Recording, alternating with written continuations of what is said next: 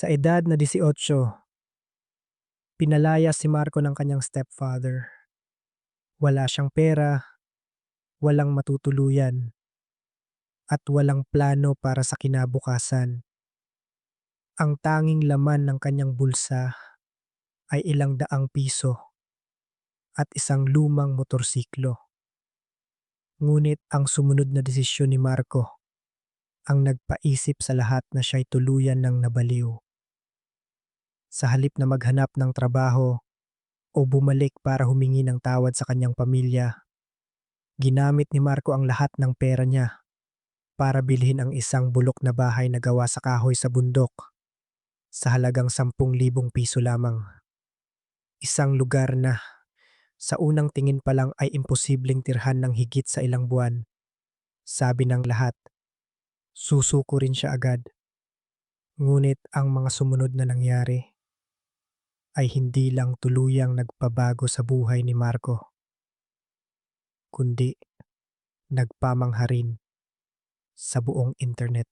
Ang umaga sa kabundukan ng Baguio ay palaging mas malamig kaysa sa inaasahan. Ito ang lamig na sumisilip sa mga lumang siwang ng bintanang kahoy, tumatagos sa manipis na kumot at dumadampi sa balat, na siyang gigising sa'yo bago pa man tumunog ang alarm clock. Sanay na si Marco sa lamig na iyon sa loob ng maraming taon.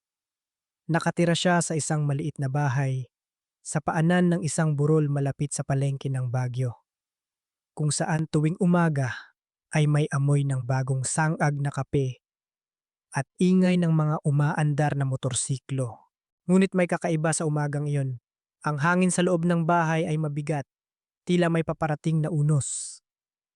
Kabababa pa lang ni Marco sa hagdanan nang makita niya ang kanyang stepfather, si Mang Lando, na nakaupo sa hapagkainan.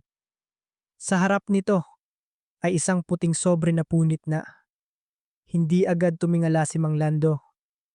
Binabaliktad lamang niya ang sulat sa kanyang kamay na para bang tinitiyak ang isang bagay na ikinaiinis niya. Huminto si Marco sa gitna ng hagdanan, may masamang kutob sa kanyang dibdib. Ang sulat na iyon, alam na alam niya kung ano iyon. Iyon ang acceptance letter mula sa isang kolehiyo sa Baguio para sa kursong engineering. Nag-apply si Marco 3 buwan na ang nakalipas. Ginawa niya ang lahat sa paraang tahimik. Lihim na ginamit ang computer sa library para magrehistro. Lihim na nakiusap sa matalik niyang kaibigan na si Paulo na tanggapin ang sulat sa bahay nito. Ngunit marahil ay nagkamali ng address ang sulat o baka may aksidenteng naglagay nito sa mesa. Ano man ang dahilan, ngayon ay nasa kamay na ito ni Mang Lando. Ang katahimikan sa bahay ay sobrang tindi na rinig ni Marco ang pagtiktak ng orasan sa dingding. Sa wakas ay tumingala si Mang Lando. Ang kanyang mga mata ay hindi galit tulad ng inaasahan ni Marco. Mas malamig pa roon. Ano to? Itinaas niya ang sulat. Lumunok si Marco. Sulat po para sa pag-aaral. Pag-aaral? Tinaasan siya ng kilay ni Mang Lando. Kailan ka pa nag-apply? Dahan-dahang bumaba si Marco sa hagdan.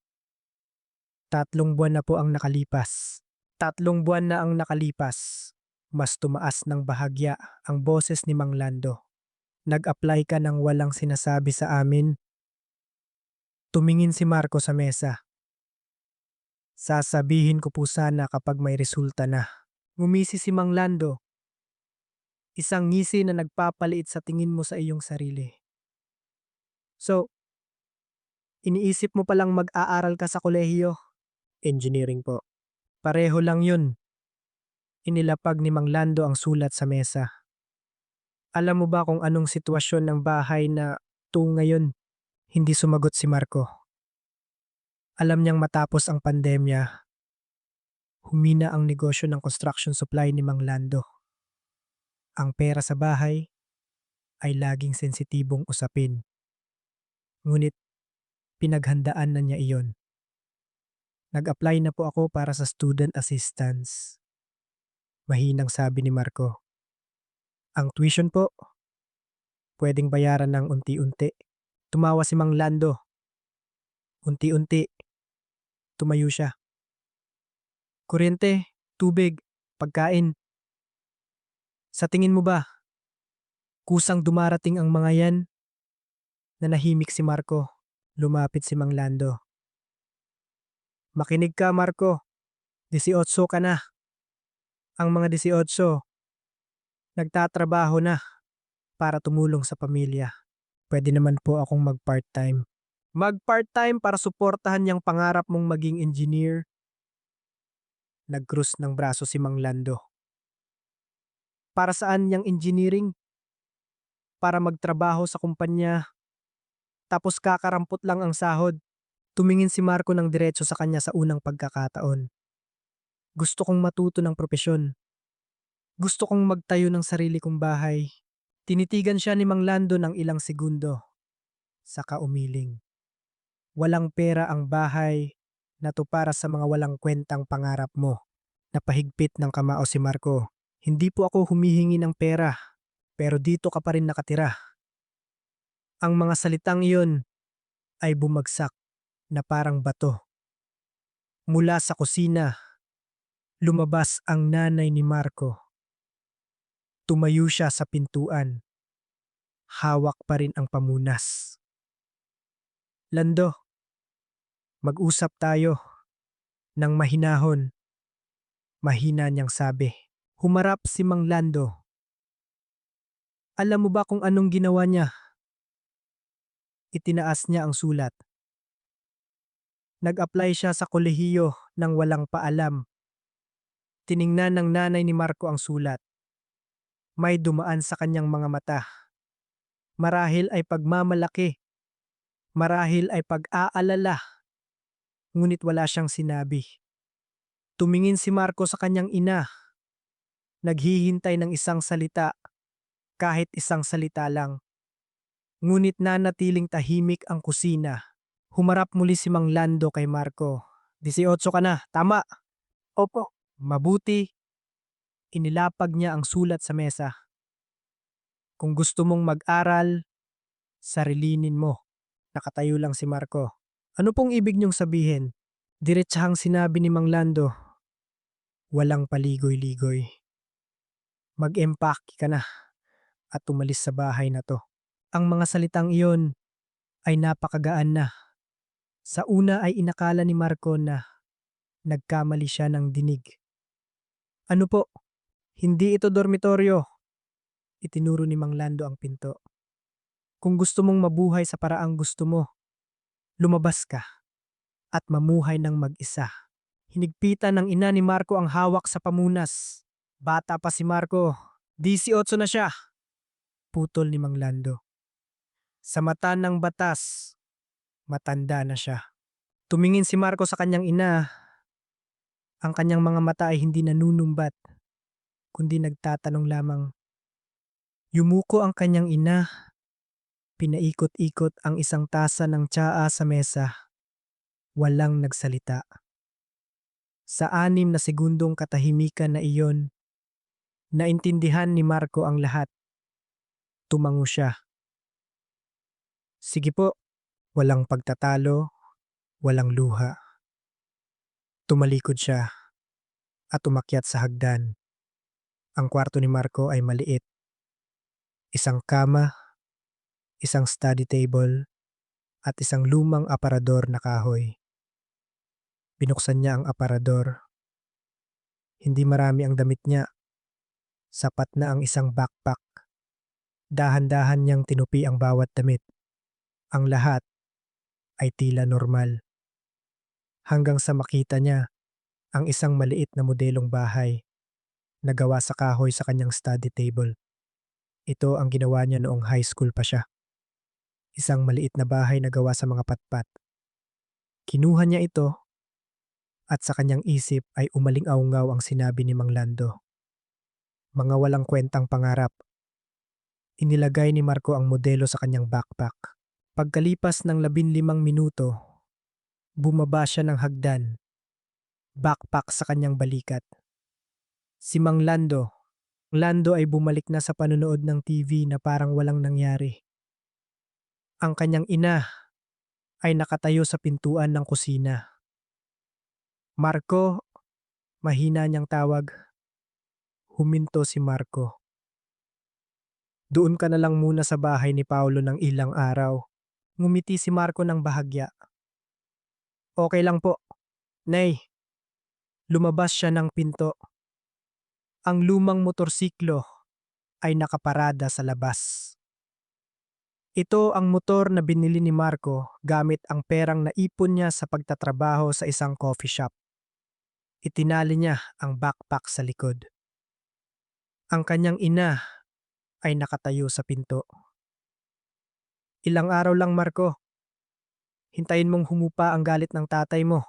Umiling si Marco. Okay lang po talaga, Nay.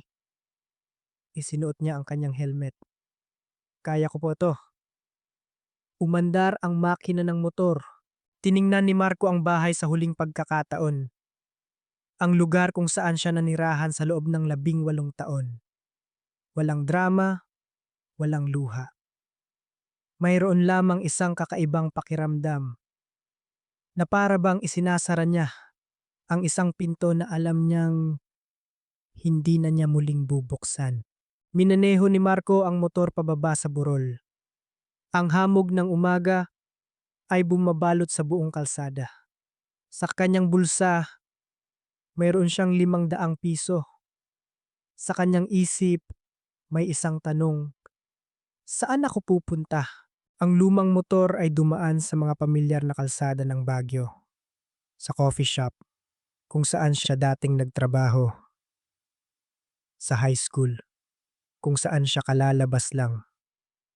At sa library, kung saan siya nagbabad ng maraming oras sa pagbabasa ng mga libro tungkol sa konstruksyon.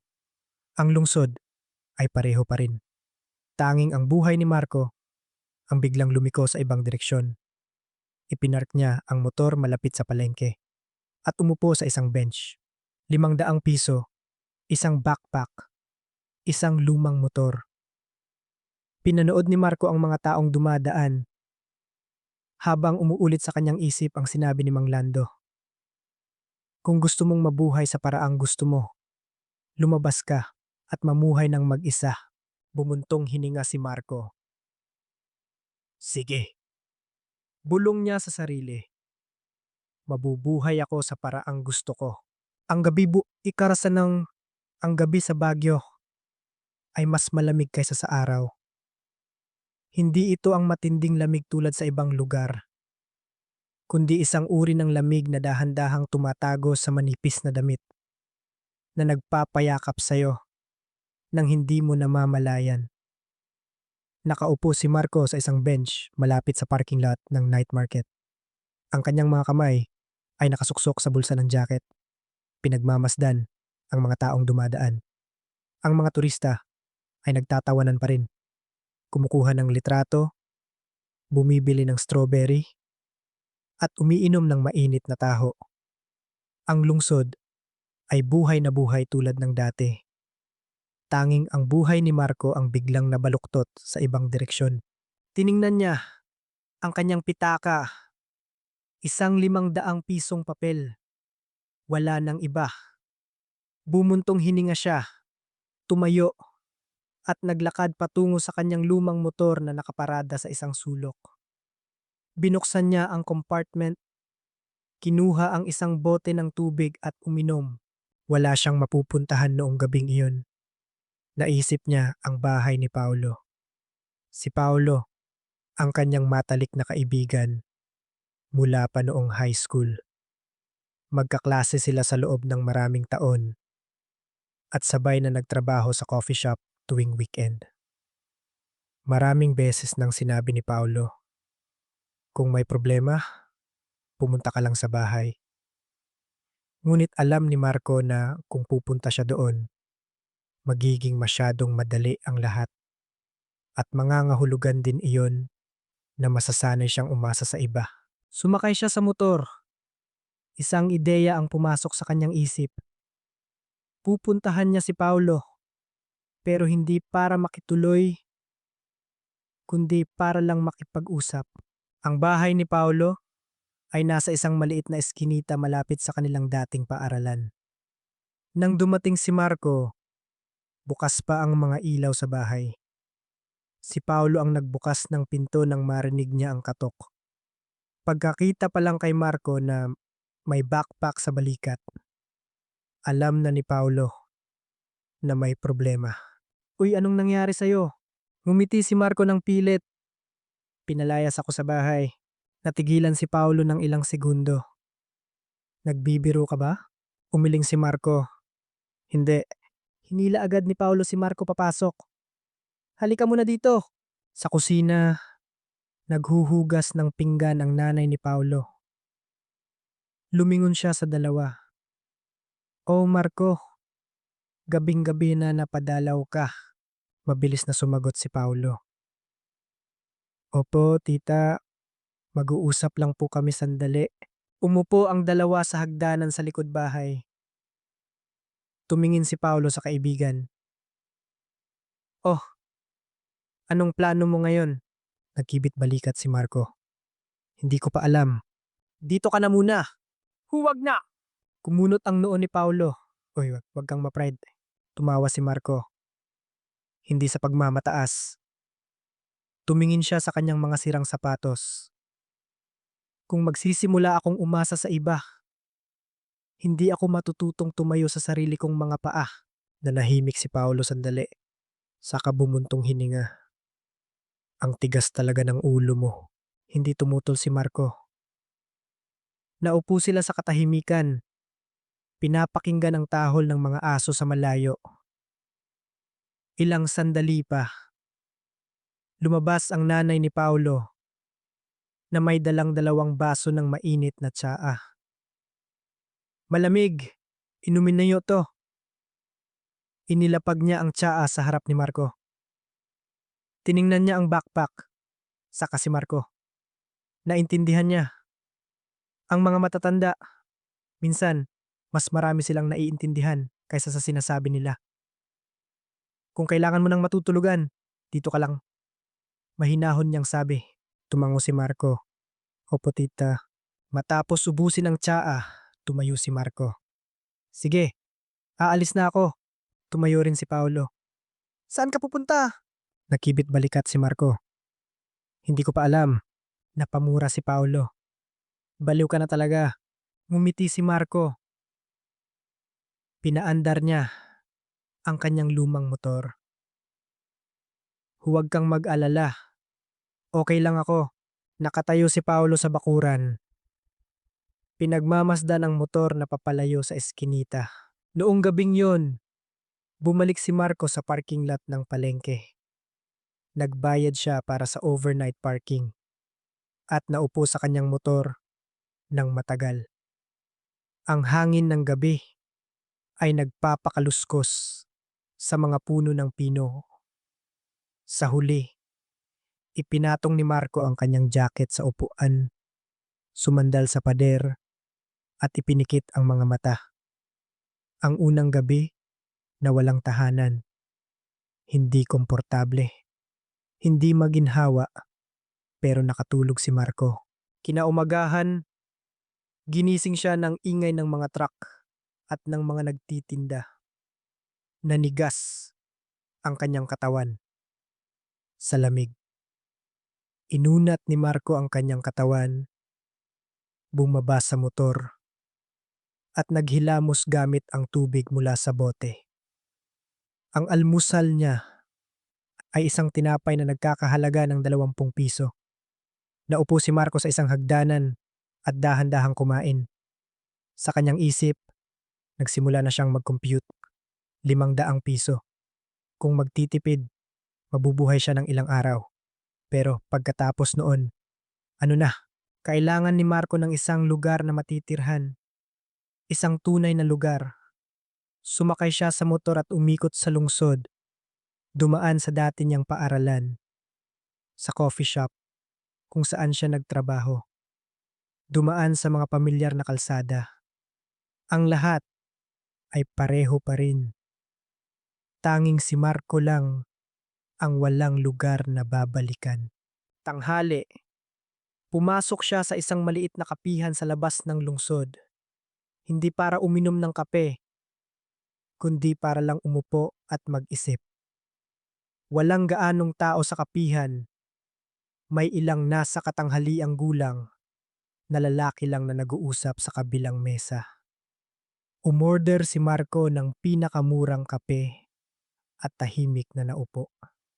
Maya-maya, narinig niya ang kanilang usapan. Yung bahay na kahoy doon, siguro guguho na yon. Matagal nang iniwan ng may-ari, di ba? Oo. Sino ba namang maglalakas loob na tumira doon? Hindi sinasadyang napalingon si Marco. Nagpatuloy ang isang lalaki. Narinig ko, dati raw homestay yun. Tapos nalugi at nagkautang-utang kaya umalis. Tumawa ang isa. Bulok na yung bahay, hirap papuntahan. Kahit ibigay sa akin, hindi ko kukunin. Kung ibibigay, kukunin ko. Anong gagawin mo doon? Dahan-dahang bumalik sa sariling mesa si Marco.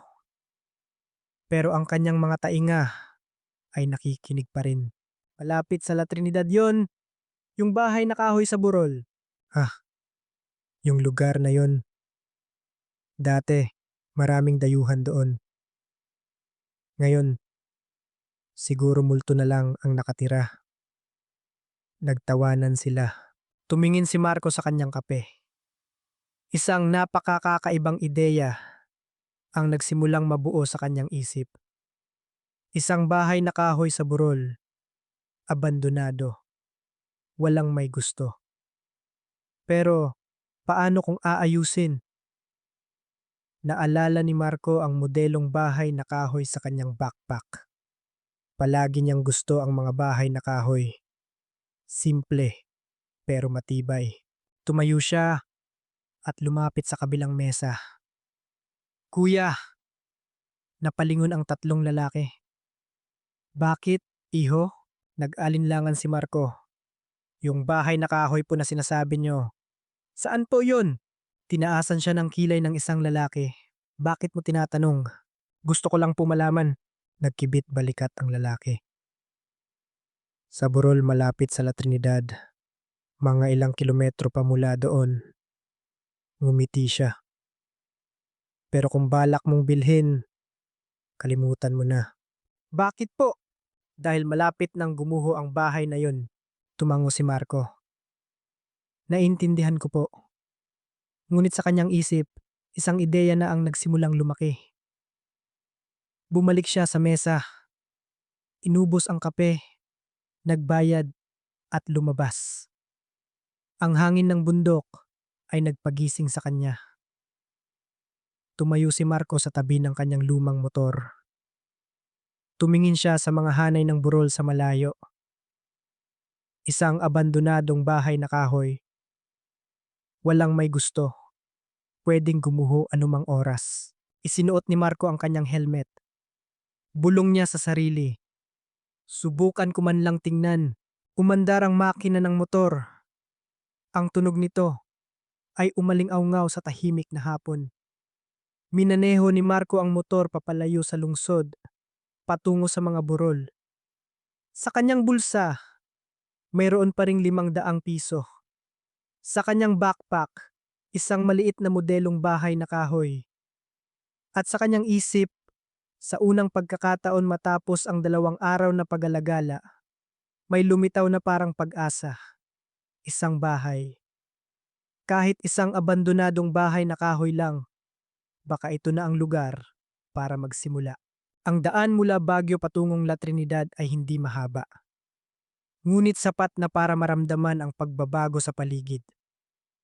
Ang mga palikulikong kalsada ay unti-unting nawawalan ng mga bahay. Nawawala ang mga mataong kapihan at napapalitan ng mga taniman ng kape, mga burol ng pino at mga daan ng lupa na bihira ang dumadaan.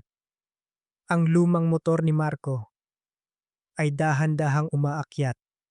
Umuugong ang makina, ngunit matibay pa rin tulad ng may-ari nito. Sinundan ni Marco ang direksyong itinuro ng lalaki sa kapihan.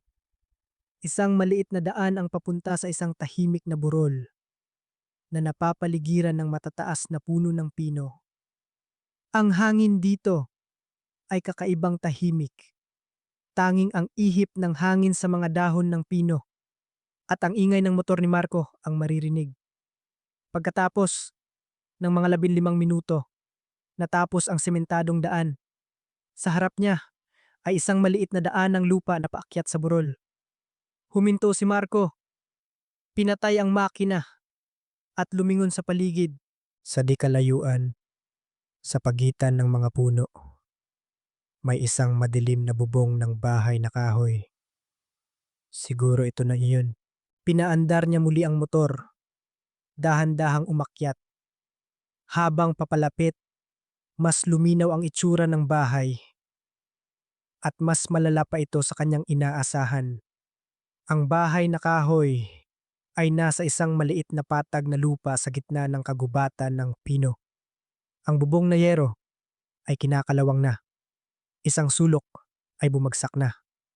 Ilang tabla sa dingding ay bulok na, nagiiwan ng malalaking butas. Ang pinto sa harap ay nakatabingi. Kung titingnan mula sa malayo, ang bahay ay parang isang matandang taong pilit na tumatayo.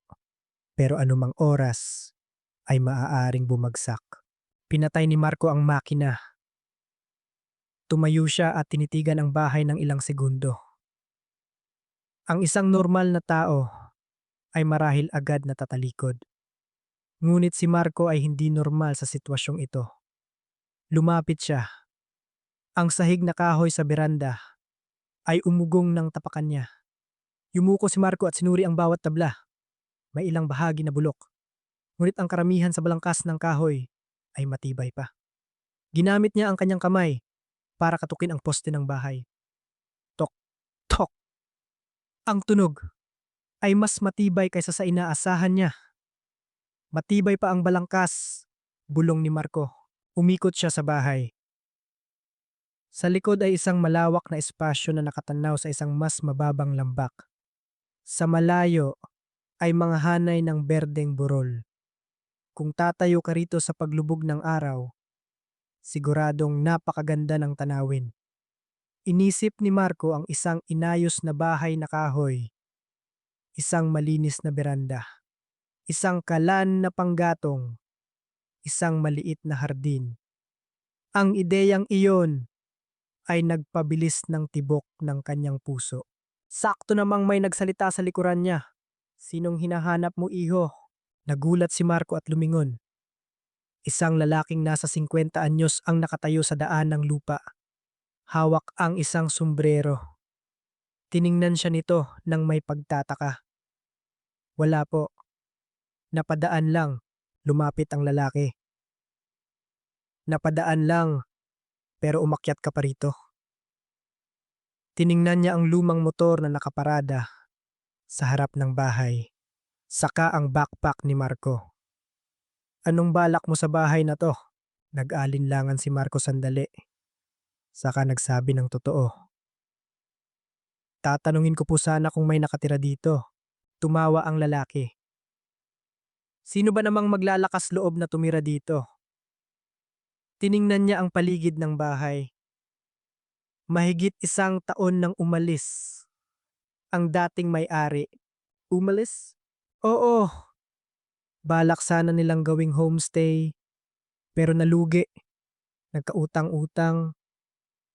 Tapos binenta yung lupa sa bayan para pambayad utang. Itong lugar na to iniwan na lang. Tiningnan ni Marco ang bahay. Sino po ang may-ari ngayon? Nagkibit balikat ang lalaki. Ang lupaing ito dati ay sa akin. Sa inyo po? Oo. Umakyat ang lalaki sa beranda. Sinipa ng bahagya ang isang bulok na tabla. Pero itong bahay, halos basura na. Kung aayusin, mas malaki pa ang gastos. Nanahimik si Marco. Maya-maya, nagtanong siya. Kung gusto ko po sanang ayusin, tiningnan siya ng lalaki na para bang may sinabi siyang napakakaiba. Ikaw? Opo, ilang taon ka na? 18 po. Tumawa ulit ang lalaki. Marunong ka bang mag-ayos ng bahay na kahoy? Umiling si Marco. Hindi po. May pera ka ba? Umiling din si Marco. Ipinatong ng lalaki ang kamay sa kanyang baywang. Anong ipang-aayos mo? Tumingin si Marco ng diretso sa kanya. Mag-aaral po ako. Ang sagot na iyon ay nagpatahimik sa lalaki ng ilang segundo. Pinag-aralan niya si Marco. Simpleng damit, lumang motor, isang maliit na backpack. Halatang hindi siya tipo ng taong may pera. Saan ka nakatira ngayon? Nag-alinlangan si Marco. Wala po akong matutuluyan. Bumuntong hininga ang lalaki. Pinalayas ka ng pamilya mo? Hindi sumagot si Marco. Ngunit sapat na ang kanyang katahimikan. Tiningnan muli ng lalaki ang bahay, sa kadahan-dahang nagsalita. Makinig ka. Opo? Ang lupang ito, hindi pa agad malilipat ang titulo. Pero kung talagang gusto mong ayusin ang bahay na to, huminto siya sandali. Ibebenta ko sa'yo. Natigilan si Marco. Magkano po? Tiningnan ng lalaki ang bulok na bahay. Parang binili mo na lang itong bahay na kahoy. Itinaas niya ang 5 daliri. 10,000.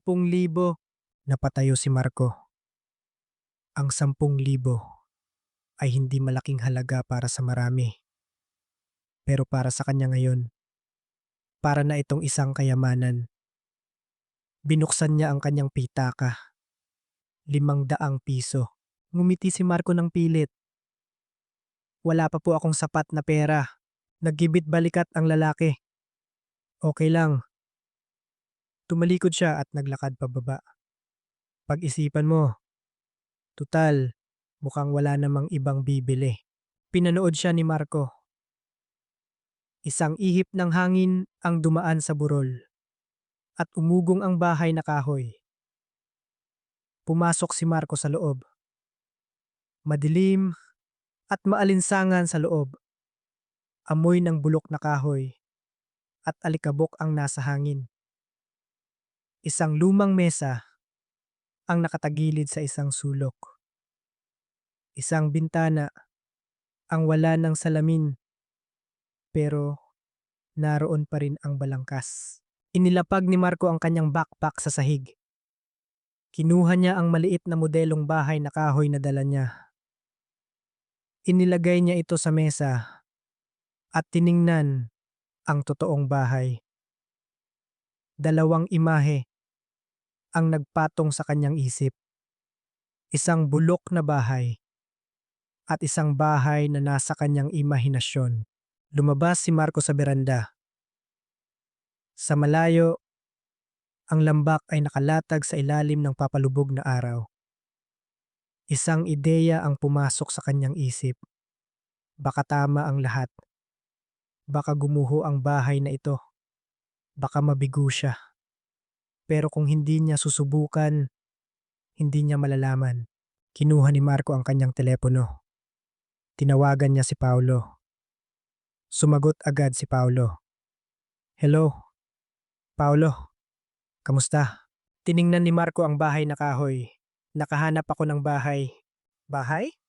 Oh, saan? Sa burol. Tumawa si Paulo. Nagbibiro ka ba? Hindi. Dahan-dahang sabi ni Marco. Pero kailangan kong humiram ng pera.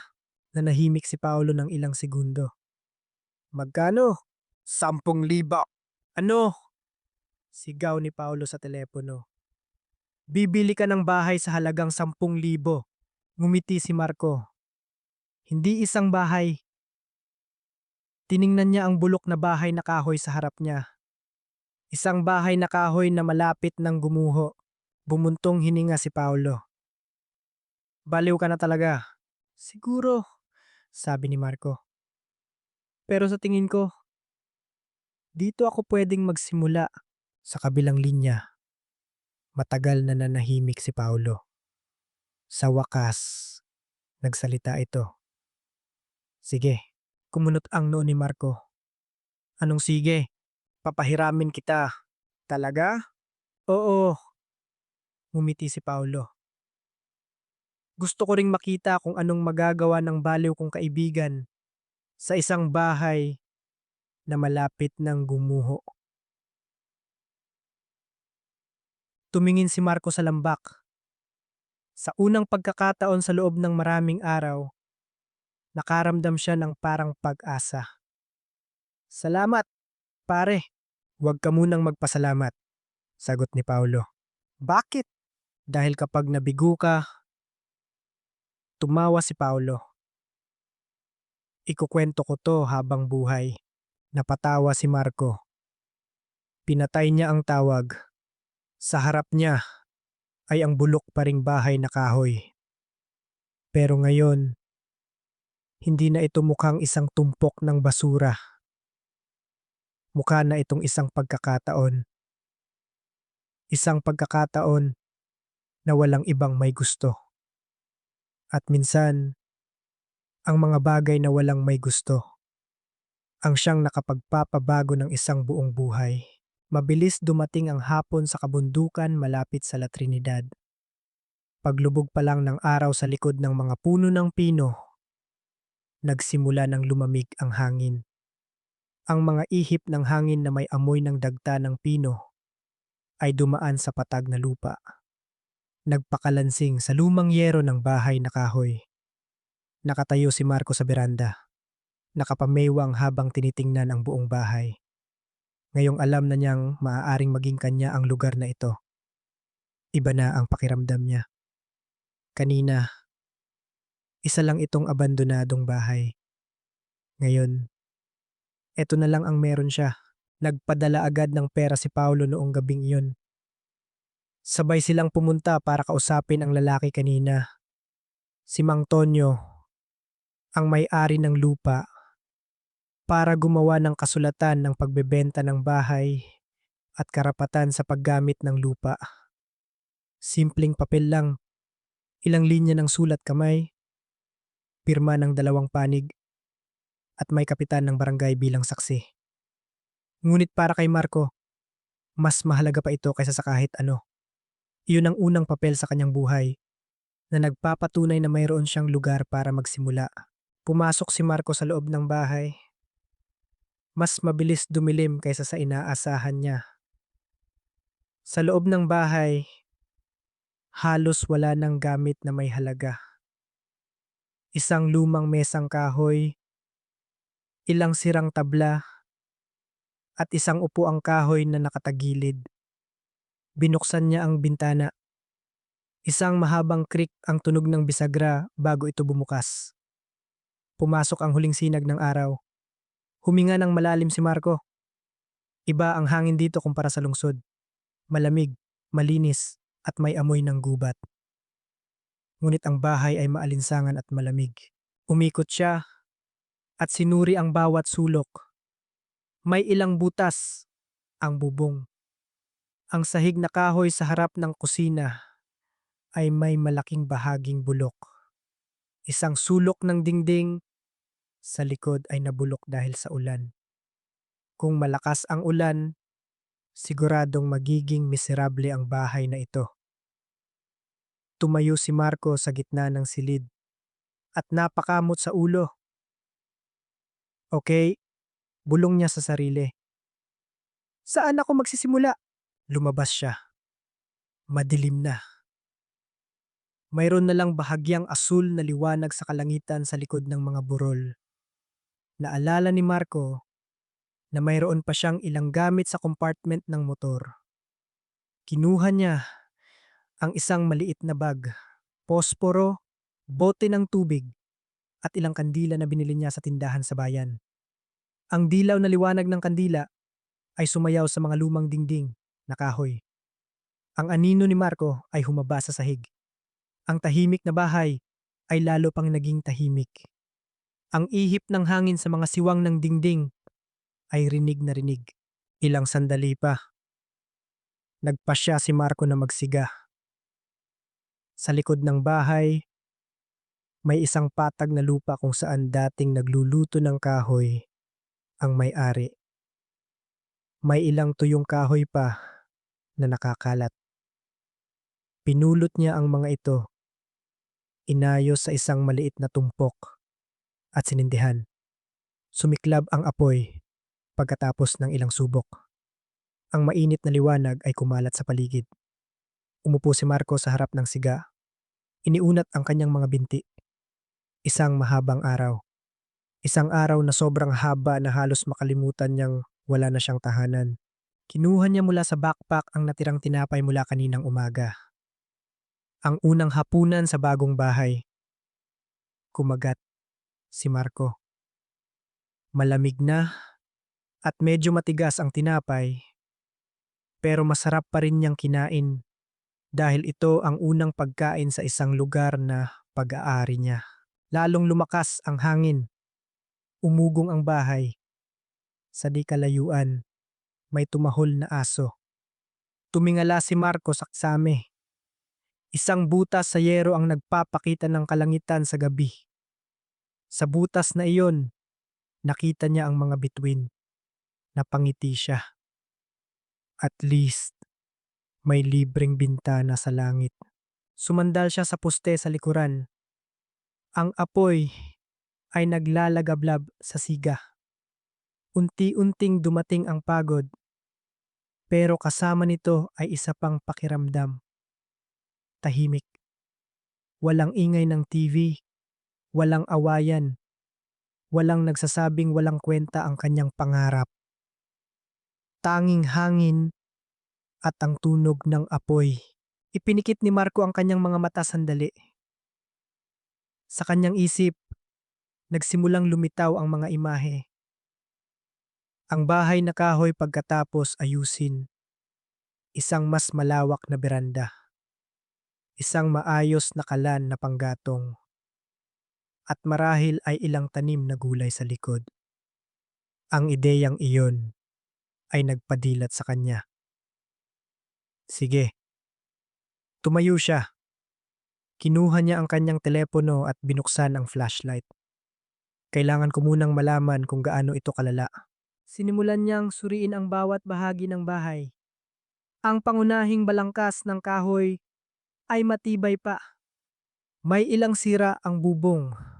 Bulok ang sahig sa sulok ng kusina.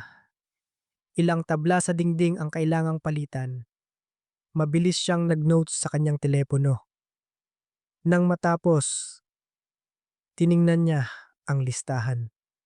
Napakaraming gagawin. Napakarami. Bumuntong hininga siya. Saka napatawa. Kung madali lang to, siguro nagawa na ng iba. Sakto namang may narinig siyang mga yabag sa labas. Nagulat si Marco. Pinatay niya ang flashlight at lumingon sa pinto. Tao po, isang paos na boses ang sumagot. Ako to, isang lalaki ang pumasok sa beranda. Ang liwanag ng apoy ay tumama sa kanyang mukha. Nakilala agad siya ni Marco. Si Tata Berto, isang taong nakikita niya paminsan-minsan sa bayan. Nakatira siya sa isang bahay na kahoy ilang kilometro ang layo. Isang matandang karpintero na hindi pala salita pero kilala sa lugar. Tiningnan niya ang paligid ng bahay. So, binili mo talaga to? Tumango si Marco. Opo. Pumasok si Tata Berto. Ginamit niya ang kanyang kamay para katukin ang isang poste. Tok, tok. Umikot siya at sinuri ang bubong, sahig, at dingding. Halos 5 minuto. Sa wakas, tumayo siya sa harap ng siga. Aayusin mo to. Opo. Tiningnan siya ni Tata Berto mula ulo hanggang paa. Marunong ka? Hindi pa po. Sumingot si Tata Berto. Hindi pa pala. Pero naglakas loob kang bilhin. Ngumiti si Marco. Mag-aaral po ako. Nanahimik si Tata Berto. Ang apoy sa siga ay naglalagitik. Maya-maya, hinila niya ang isang upuang kahoy at umupo. Ilang taon ka na? 18 po. Nasaan ang pamilya mo? Tumingin si Marco sa apoy. Sa Baguio po. Nag-away kayo tapos umalis? Hindi sumagot si Marco. Tumango si Tata Berto na parang naiintindihan. Tiningnan niya muli ang paligid ng bahay.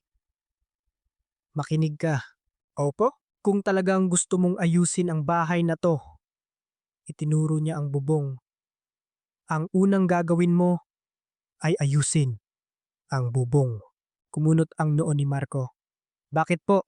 Kung tumutulo ang bubong, lahat ng nasa ilalim masisira. Tumayo si Tata Berto. Bukas, gumising ka ng maaga. Nagulat si Marco. Opo. Tumingin si Tata Berto ng diretso sa kanya. 5:00 ng umaga. Para po saan? Isinukbit ni Tata Berto ang kanyang jacket. Para matuto. Natigilan si Marco. Tuturuan niyo po ako? Nagkibit balikat si Tata Berto. Para hindi mo magiba ang bahay na to. Lumabas siya ng pinto, saka lumingon. Pero may isang kondisyon. Tumayo ng tuwid si Marco. Opo? Kung sinimulan mo na, tiningnan siya ni Tata Berto. Huwag kang susuko sa gitna. Tumango si Marco. Naintindihan ko po. Umalis si Tata Berto. Ang kanyang anino ay nawala sa kadiliman ng kagubatan ng pino. Nakatayo si Marco sa pinto at pinanood siya. Sa kanyang puso, may kakaibang pakiramdam. Sa unang pagkakataon mula nang umalis siya sa bahay, hindi na siya ganap na nag-iisa. Bumalik siya sa siga. Ang apoy ay patuloy na nag-aalab. Inilatag ni Marco ang kanyang jacket sa sahig na kahoy. Humiga siya. Ang hangin ay dumaan sa butas na bubong. Ang kalangitan ay puno ng bituin. Tumingala si Marco. Bumulong siya ng napakahina. Magagawa ko to. Hindi dahil sigurado siya, kundi dahil ngayon wala na siyang ibang pagpipilian. May kumatok sa pinto bago pa man sumikat ang araw. Tok, tok, tok. Napabalikwas si Marco. Sa unang ilang segundo, hindi niya maalala kung nasaan siya. Nang makita niya ang butas na bubong at ang lumang dingding na kahoy, naalala niya ang bahay na kahoy, ang unang gabi, muling kumatok. Gising na, ang paos na boses ni Tata Berto. Tiningnan ni Marco ang kanyang telepono. 4:57 a.m. Napangiti siya ng bahagya. Gising na po. Binuksan ni Marco ang pinto. Ang hamog ng umaga ay bumabalot sa buong burol. Ang hangin ay sobrang lamig na, ang kanyang hininga ay nagiging puting usok. Nakatayo si Tata Berto sa beranda. Hawak ang isang malaking martilyo at isang bag ng mga kasangkapan. Nakatulog ka ba? Opo, medyo. Tumingala si Tata Berto sa butas na bubong. Mabuti kung ganun. Pumasok siya. Simulan natin sa bubong. Tumingala si Marco. Ngayon na po, kapag hindi mo inayos at umulan, maiintindihan mo kung bakit kailangan ayusin agad. Inihagis ni Tata Berto kay Marco ang isang pares ng lumang guwantes. Umakyat ka na. Inilagay nila ang isang lumang hagda ng kahoy sa gilid ng bahay. Sa unang pagkakataon sa kanyang buhay, umakyat si Marco sa bubong. Ang hangin sa itaas ay mas malakas kaysa sa ibaba. Nakaupo si Marco sa yero, hindi mapakali, habang tinitingnan ang lupa sa ibaba. Tata Berto, hindi ko pa po ito nagawa. Nakatayo si Tata Berto sa ibaba at nakatingala. Ngayon ang simula. Huminga ng malalim si Marco. Opo, ang unang gawain niya ay tanggalin ang mga sirang yero. Mukhang simple, pero iba sa katotohanan. Ang mga tornilyo ay kinakalawang na. Marami ang sobrang higpit na kailangan ni Marco gamitan ng buong lakas para matanggal. Maya-maya, nagsimula ng manginig ang kanyang kamay. Tumingala si Tata Berto. Tigil muna, hinihingal si Marco. Opo, huwag mong gamitan ng ganyang lakas. Umakyat si Tata Berto sa bubong. Kinuha niya ang martilyo at marahang pinukpok ang tornilyo, saka maingat na pinaikot ang liyabe. Agad na natanggal ang tornilyo. Nakita mo? Tumango si Marco. Opo, sa pagtatrabaho, hindi laging lakas ang kailangan, sabi ni Tata Berto. Kailangan ng diskarte. Nagsimulang maintindihan ni Marco. Mabilis na lumipas ang unang umaga. Pagsikat ng araw, natanggal na nila ang sirang bahagi ng bubong. Nakaupo si Marco sa bubong. Basang-basa ng pawis, kahit malamig pa rin. Tiningnan niya ang lambak. Ang tanawin sa umaga ay napakaganda na natulala siya. Umupo si Tata Berto sa tabi niya at uminom ng tubig. Maganda, no? Opa. Ganyan din ang inisip ng dating may-ari. Napalingon si Marco. Talaga po? Oo. Balak nilang gawing homestay. Naggibit balikat si Tata Berto. Pero hindi madali ang negosyo. Nanahimik sila sandali. Pagkatapos, tumayo si Tata Berto. Baba na tayo. Tapos na po tayo. Ngumiti si Tata Berto. Tapos na ang madaling parte. Bumuntong hininga si Marco. Ano po ang mahirap na parte? Lahat ng natitira.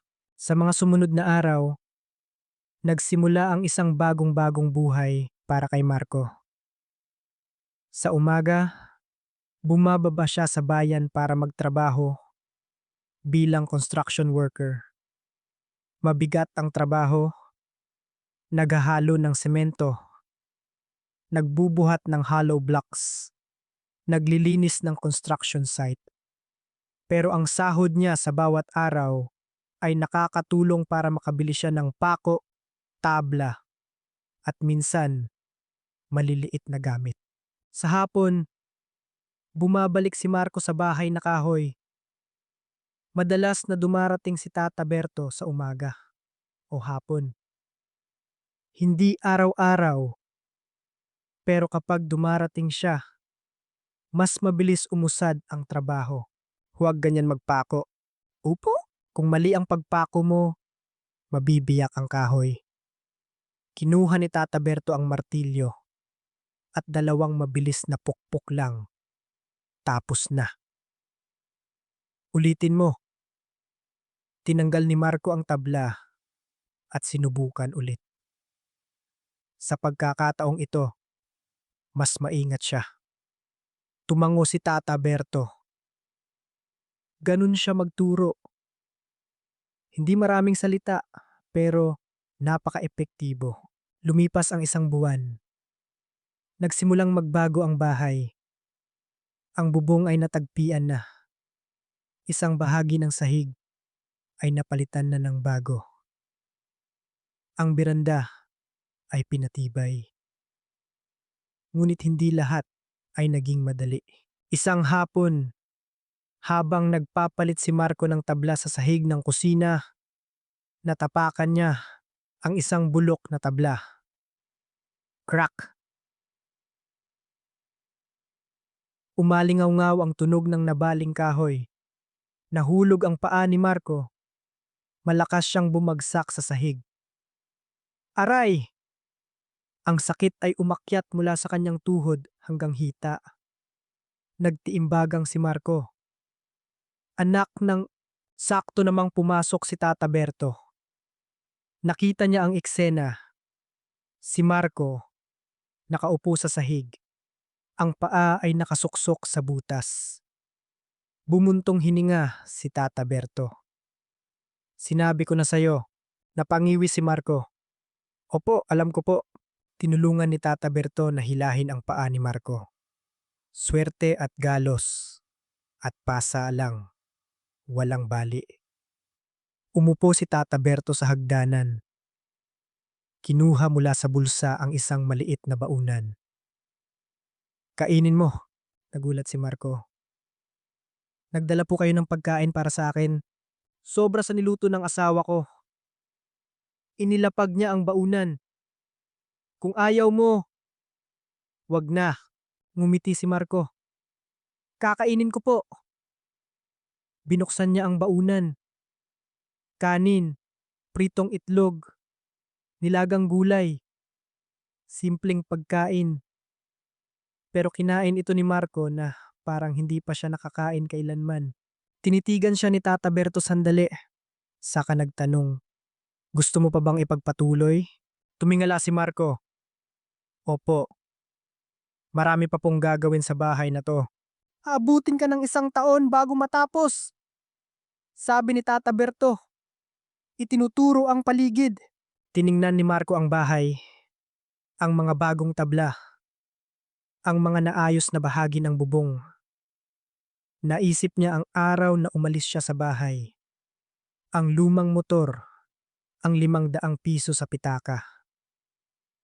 Dahan-dahang sinabi ni Marco, wala na po akong ibang mapupuntahan. Tumango si Tata Berto. Hindi iyon isang sagot na puno ng sigasig. Pero iyon ang pinakatotoong sagot. 2 buwan ang lumipas. Nagsimula ang tag-ulan. Isang gabi, isang malakas na ulan ang bumuhos sa burol. Ang hangin ay sobrang lakas na umuugong ang yero. Nakaupo si Marco sa tabi ng siga. Pinapakinggan ang ulan na humahampas sa bubong. Isang patak ng tubig ang tumulo sa sahig. Tapos isa pa. Tumingala si Marco. Isang tagpi sa bubong ang natanggal. Tumayo siya. Hindi pwedeng ganito. Nagsuot si Marco ng kapote, kinuha ang flashlight, at umakyat sa bubong sa gitna ng ulan. Ang malamig na hangin ay humihiwa sa balat. Ang ulan ay humahampas sa kanyang mukha. Ginamit niya ang pako at martilyo para ayusin ang yero. Nanginginig ang kanyang kamay sa lamig, pero ginawa pa rin niya.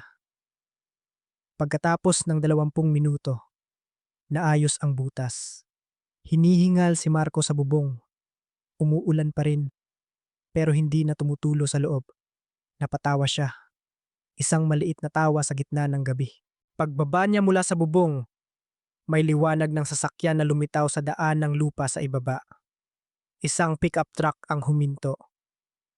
Bumaba si Paulo. Baliw ka talaga, nagulat si Marco. Anong ginagawa mo dito? Tiningnan ni Paulo ang basang-basa niyang hitsura. Nagdala ako ng gamit para sa'yo. Binuksan niya ang likod ng truck. Sa loob ay mga tabla, isang kahon ng pako, at isang bagong martilyo. Tiningnan siya ni Marco. Saan galing ang pera? Nakibit balikat si Paulo. Ipon ko. Nanahimik si Marco. Tiningnan ni Paulo ang bahay. Hindi ko akalain na aabutin mo to. Ngumiti si Marco. Hindi pa tapos. Tumingin si Paulo sa paligid. Saka nagsalita. Pero at least, hindi na siya mukhang bahay na malapit ng gumuho. Lumingon si Marco sa bahay na kahoy. Ang liwanag mula sa siga ay lumalabas sa pinto. Ang bubong ay natagpian na. Ang beranda ay matibay na. Hindi pa maganda ang bahay, pero nabubuhay itong muli. Tulad ng kanyang sariling buhay, ang tag-ulan sa kabundukan malapit sa La Trinidad ay mabilis dumating at matagal. Sa mga araw na makulimlim, ang buong kagubatan ng pino ay nababalot sa isang malungkot na kulay abo. Ang daan ng lupa papunta sa bahay na kahoy ay nagiging maputik. Madalas na dumudulas ang gulong ng motor ni Marco habang pilit siyang umaakyat pa uwi pagkatapos ng isang araw na trabaho. Ngunit gaano man kalakas ang ulan, nanatiling nakatayo ang bahay na kahoy. Wala nang tunog ng tubig na tumutulo sa loob. Wala nang malamig na hangin na sumisilip sa mga siwang. Ang bubong ay napalitan na ng mga bagong yero. Ang sahig sa beranda ay pinatibay na. Magaspang pa rin ang bahay, ngunit nagsisimula na itong magmukhang isang lugar na matitirhan, hindi isang lugar na inabandona. Nakatayo si Marco sa beranda isang hapon, nakatingin sa lambak na unti-unting nilalamon ng manipis na hamog.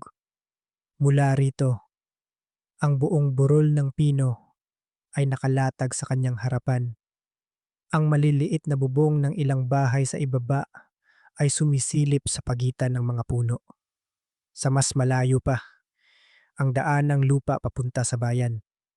Ipinatong niya ang kanyang mga kamay sa bagong gawang rehas na kahoy at bumuntong hininga. Halos 8 buwan.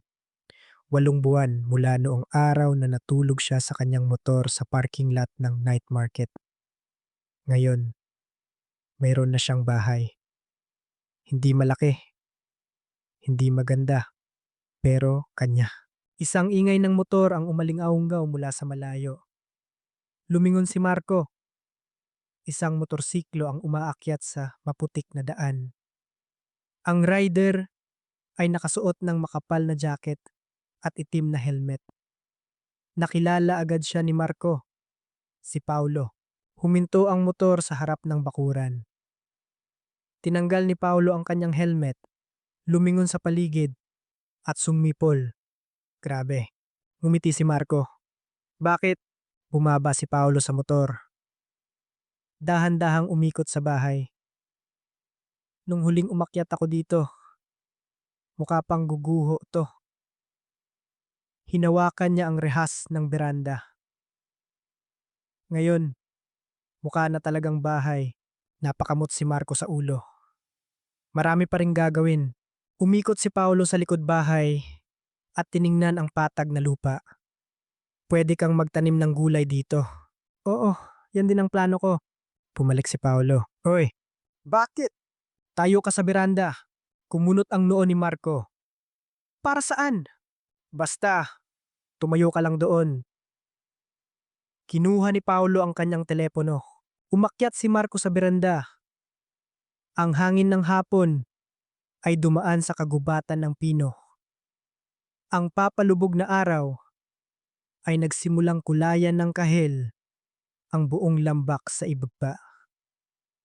Itinaas ni Paulo ang kanyang telepono. Kukuhanan kita ng litrato. Bakit naman bigla? Para lang may rekwerdo. Nakibit balikat si Marco. Sumandal siya sa poste at tumingin sa lambak. Click. Isang tug ang umaling-aungaw. Tiningnan ni Paulo ang screen ng telepono. Nanahimik siya ng ilang segundo. Uy, bakit? Tingnan mo! Lumapit si Marco kay Paulo. Sa screen ay ang larawang kakatapos lang kunan. Si Marco, nakatayo sa beranda ng bahay na kahoy. Sa likod niya ay ang halos tapos ng ayusing bahay. Ang liwanag ng papalubog na araw ay tumatama sa mga bagong tabla at yero. Sa malayo, ang buong lambak ay naliligo sa kulay kahil. Mas maganda ang larawan kaysa sa inaasahan ni Marco. Pwede na. Ngumiti si Paulo. Hindi lang pwede na. Umiling siya. Maganda talaga. Nakibit balikat si Marco. Maganda kasi yung tanawin. Hindi umimik si Paulo. Binuksan niya ang Facebook. Ipopost ko. Umupo si Marco sa hagdanan at uminom ng tubig. Anong ipopost mo? Habang nagtatype, binabasa ni Paulo ng malakas. Kaibigan ko, pinalayas ng bahay sa edad na 18, napatawa si Marco. Uy, wag mong isulat yan. Shh. Nagpatuloy si Paulo sa pagtype. Ngayon, Siya na mismo ang nag-aayos ng sarili niyang bahay na kahoy sa bundok. Ipinost niya ang larawan kasama ang caption. Ayan, tiningnan siya ni Marco. Wala ka talagang magawa. Ngumiti si Paolo. Tingnan natin kung may magla-like. Nag-usap pa sila sandali. Nagkwento si Paolo tungkol sa bayan, sa dati nilang pinagtatrabahuhang coffee shop at sa ilang mga kaibigan. Dumilim na. Tumayo si Paolo. Sige, uwi na ako. Dito ka na maghapunan. Hindi na. Maaga pa ako bukas. Isinuot ni Paolo ang kanyang helmet. Tiningnan niya ulit ang bahay. Uy, bakit? Sa totoo lang, medyo nagulat ako. Ngumiti si Marco. Bakit? Kasi akala ko susuko ka. Tiningnan ni Marco ang kanyang mga kamay. Nagsisimula ng mabuo ang mga bagong kalyo. May mga pagkakataon na akala ko rin pinaandar ni Paolo ang motor. Pero tinuloy mo. Tumango si Marco. Ang motor ni Paolo ay bumaba sa burol. Pinanood siya ni Marco hanggang sa mawala ang liwanag nito sa gitna ng kagubatan ng pino. Noong gabing yon, maagang natulog si Marco. Hindi niya alam na habang natutulog siya, nagsimula ng kumalat ang larawang ipinost ni Paolo. Sa simula, ilang dosen ng likes lang, tapos ilang daan, tapos ilang libo. Shinar ng mga kaibigan ni Paolo. Shinar ng mga kaibigan nila. Isa sa kanila ay isang vlogger na may maraming followers. Nakita niya ang larawan at shinar ito.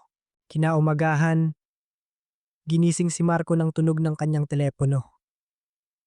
Napanggiwi siya at kinuha ito. Hello? Uy! Ang boses ni Paulo sa kabilang linya. Ano ba niyan? Buksan mo ang Facebook mo! Ngayon na! Umupo si Marco. Ang aga-aga pa. Buksan mo na! Binuksan ni Marco ang app. Sa loob ng ilang segundo, inakala niyang sira ang kanyang telepono. Sunod-sunod ang paglitaw ng mga notifikasyon. Daan-daan, tapos libo-libo. Ano to? Pinindot ni Marco ang post ni Paulo. Ang larawan kahapon. Sa ilalim nito ay isang numero na nagpatulalas sa kanya. Mahigit 30,000 likes. Libo-libong komento. Daan-daang shares. Lumunok si Marco. Nakita mo na? Tanong ni Paulo.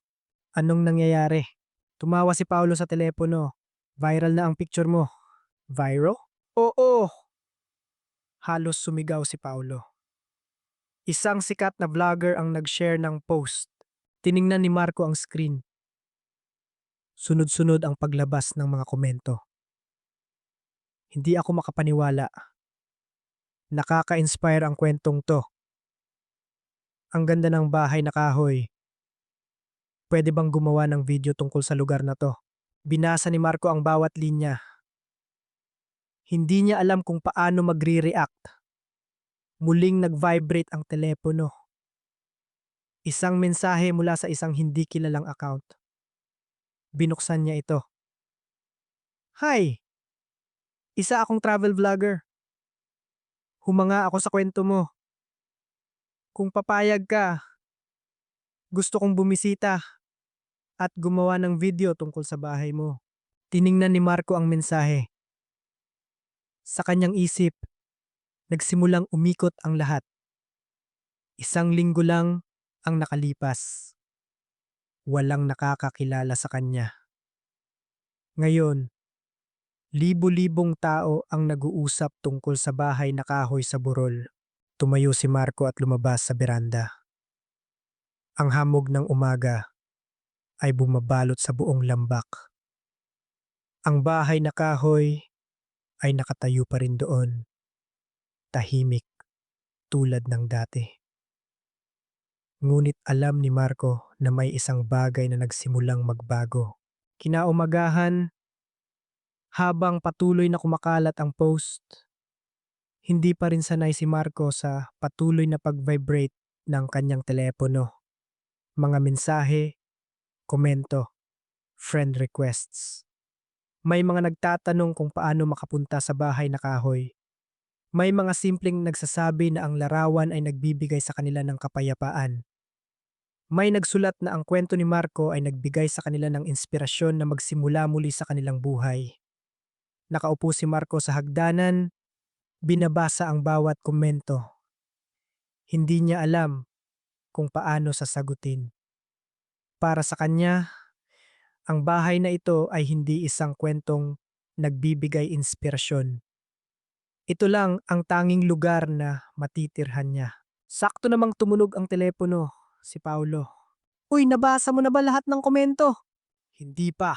May mga nagtatanong kung pwedeng bumisita. Kumunot ang noo ni Marco. Bumisita para saan? Para tingnan ang bahay. Napatawa si Marco. Walang makikita sa bahay ko. Uy, sabi ni Paulo. Gusto ng mga tao ang kwento mo. Nanahimik si Marco. Nagpatuloy si Paulo. Dapat kang gumawa ng video. Anong video? Yung proseso ng pag-aayos mo ng bahay. Napangiwi si Marco. Para saan? I-post sa YouTube. Tiningnan ni Marco ang bahay na kahoy. Walang manonood niyan. Meron. Sigurado si Paulo. Hindi mo ba nakita yung post kahapon? Nag-isip si Marco ng ilang segundo.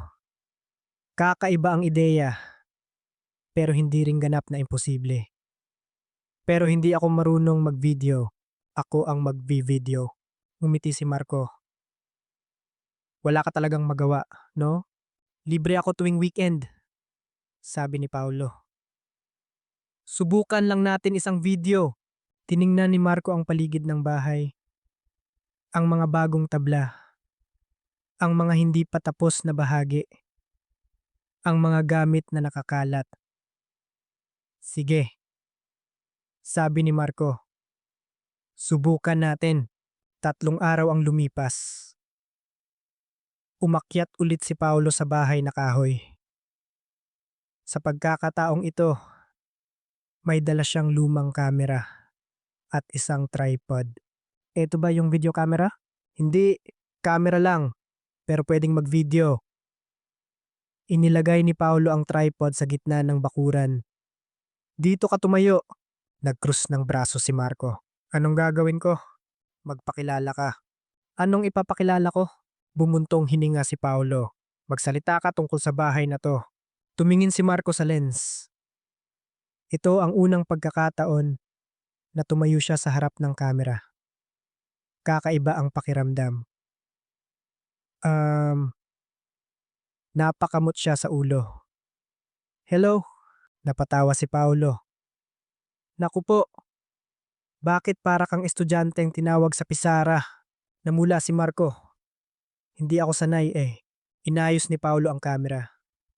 Magsalita ka lang ng normal. Huminga ng malalim si Marco.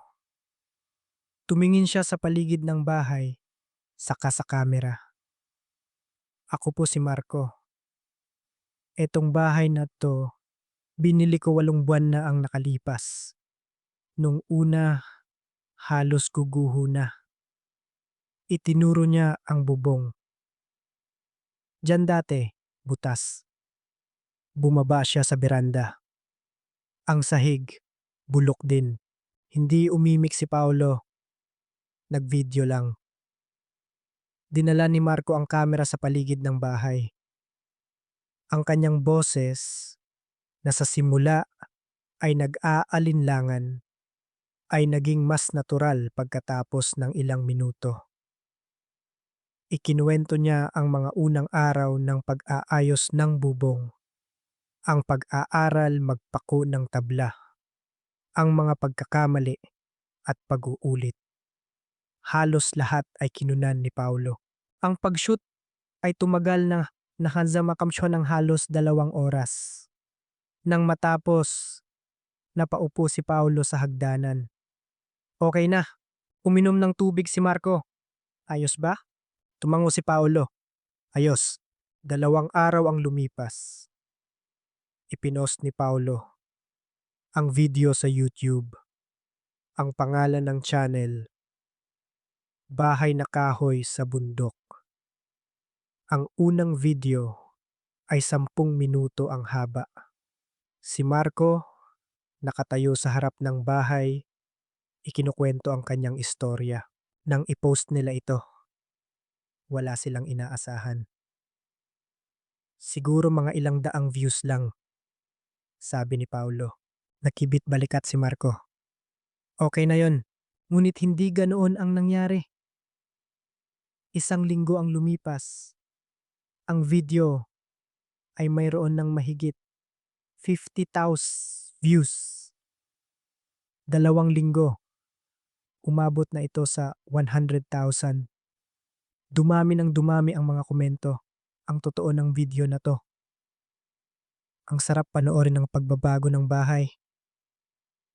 Gusto kong pumunta dyan isang araw, isang umaga. Habang inaayos ni Marco ang hagdanan ng beranda, tumunog ang kanyang telepono. Si Paulo, nasaan ka? Dito sa bahay. Pumunta ka sa YouTube, ngayon na. Binuksan ni Marco ang telepono. Ang bilang ng subscribers ng channel ay kalalampas lang ng 10,000 o hindi. Anong nangyari? Ngumiti si Paulo. Isang malaking vlogger ang nag-mention sa video mo. Napaupo si Marco sa hagdanan. Talaga? Oo, sabi ni Paulo. Nagsisimula ng kumalat ang kwento mo. Sa mga sumunod na buwan, mas mabilis pang lumago ang YouTube channel kaysa sa inaasahan ni Marco. Bawat linggo, umaakyat si Paulo para mag-shoot. Kinukunan nila ang lahat. Pag-aayos ng bubong, paggawa ng pinto, paggawa ng kalan, pagtatanim ng gulay. Hindi sinubukan ni Marco na pagandahin ang video. Ginagawa lang niya kung ano ang ginagawa niya. Minsan, nagkamali siya ng pagpako ng tabla.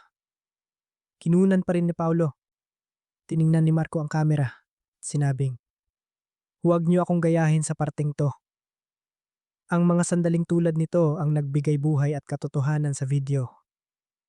At iyon ang nagustuhan ng mga manonood. Lumipas ang 1 taon. Ang channel na Bahay na Kahoy sa Bundok ay mayroon ng mahigit 300,000 subscribers. Isang hapon, nakaupo sina Marco at Paulo sa beranda. Tiningnan ni Paulo ang kanyang telepono at sinabing, "Uy, bakit?" May nag-message, gustong umupa ng bahay. Umupa? Oo. Ibinigay ni Paulo ang telepono kay Marco. Ang mensahe, gusto kong manatili dyan ng ilang araw. Pwede akong magbayad. Tiningnan ni Marco ang bahay. Saan? Ito, ngumiti si Paulo. Homestay. Umiling si Marco. Hindi pa tapos ang bahay na to. Pero gusto ng mga tao. Nanahimik si Marco sandali. Saka nagsalita. Siguro, pwede nating subukan. Ilang linggo ang lumipas. Pumunta si Marco sa munisipyo para magrehistro ng isang maliit na homestay. Hindi komplikado ang proseso. Ilang basic na papeles lang.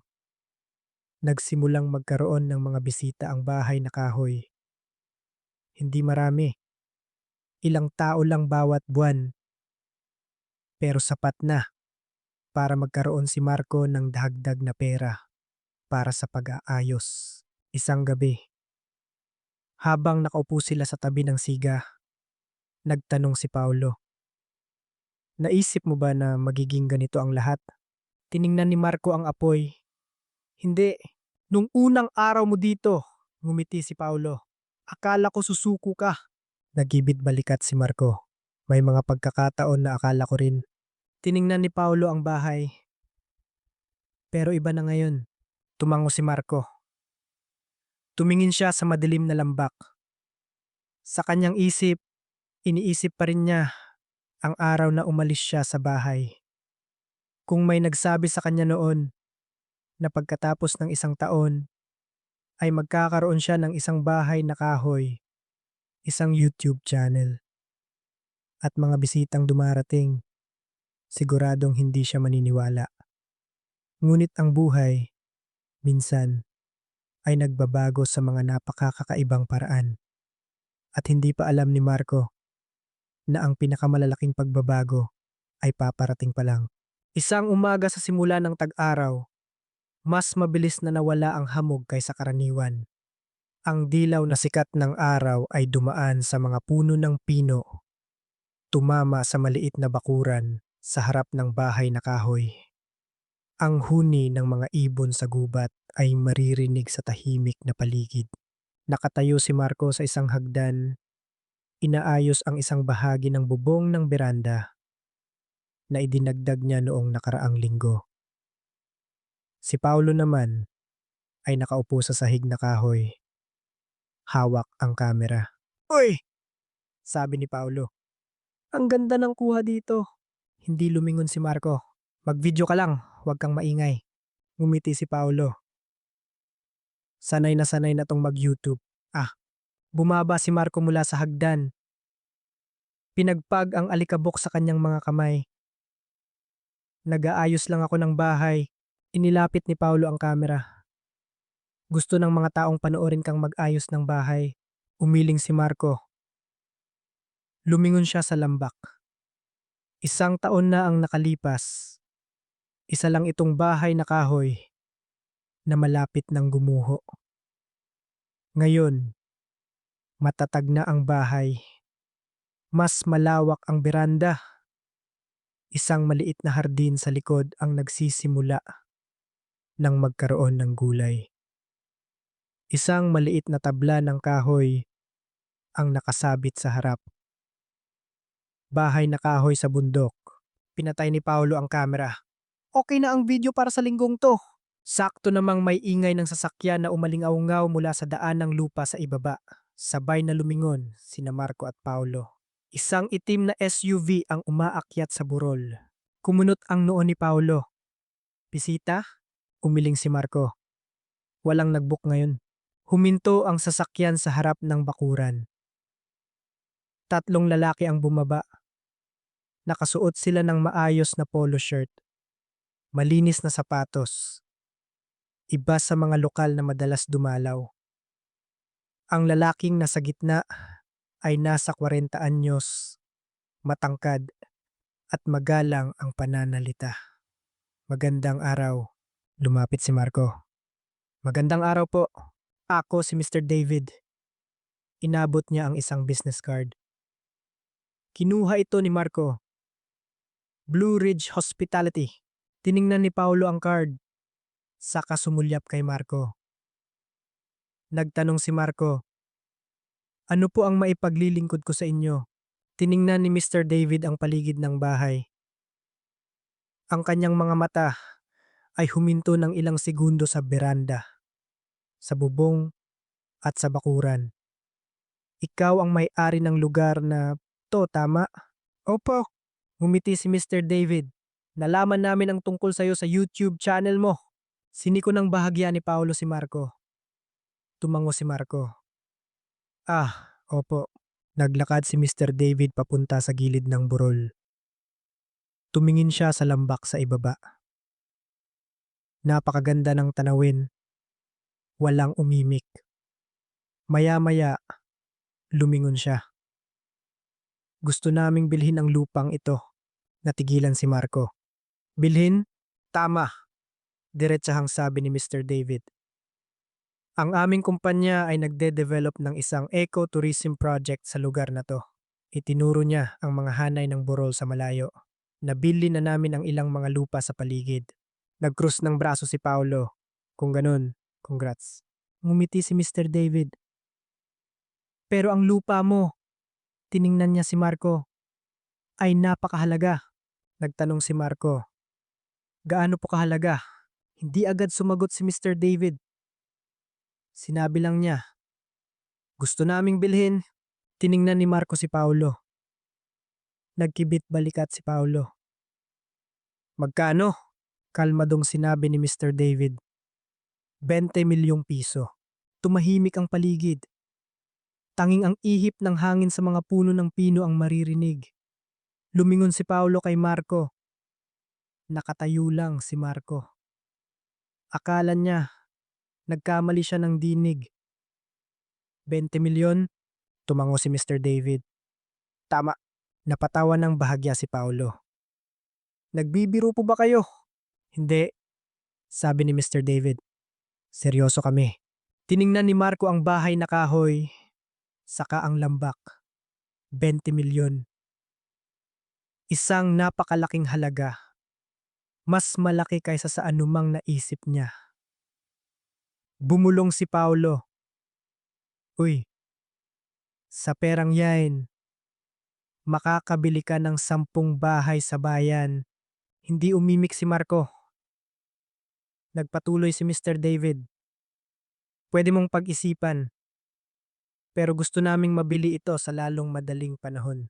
Nagtanong si Marco, bakit po kailangan ninyo ang lupang ito? Ngumiti lang si Mr. David. Kailangan namin ito para sa proyekto. Masyadong pangkalahatan ang sagot. Tumingin si Marco ng diretso sa kanya. Hindi ko po ibebenta. Napalingon si Paulo. Ano? Medyo nagulat si Mr. David. Sigurado ka? Tumango si Marco. Bahay ko po ito. Nanahimik si Mr. David ng ilang segundo. Saka tumango. Sige. Lumingon siya sa dalawang kasama. Uwi na tayo. Bago pumasok sa sasakyan, lumingon siya at idinagdag. Kung magbago ang isip mo, tawagan mo ako.